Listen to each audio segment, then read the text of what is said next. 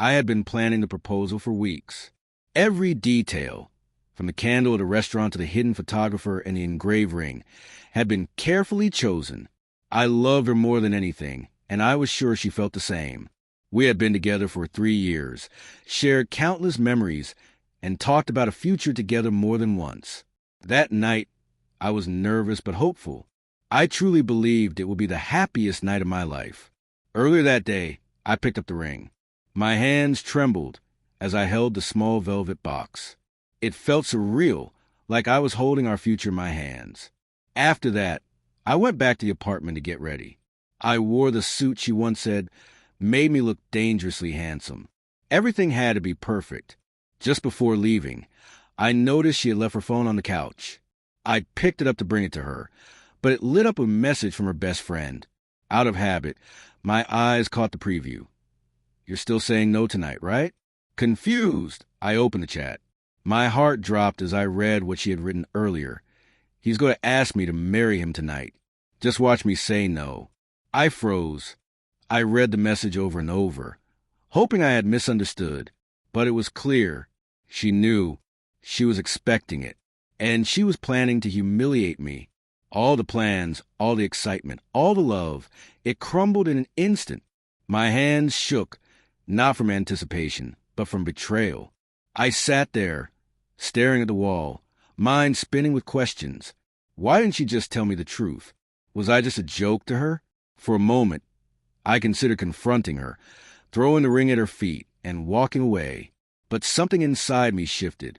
No, I needed her to feel it. I needed her to know what it was like to be blindsided. So I went through with the plan. I picked her up and smiled like everything was normal. She didn't suspect a thing. She looked stunning, which made it all the harder. But I had a new plan now, one that didn't end in proposal.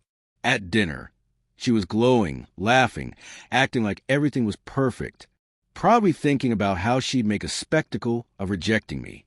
The photographer I'd hired was just a few tables away, camera ready, unaware of the moment he was about to capture.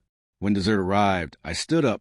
I reached into my pocket, and I saw her eyes widen with fake surprise. She gasped, probably rehearsing her rejection in her head. I got down on one knee. The restaurant fell silent. Every eye turned to us, but I didn't pull out the ring. I pulled out her phone, and I read, loud and clear, "He's going to ask me to marry him tonight. Just watch me say no." There was a loud gasp in the room.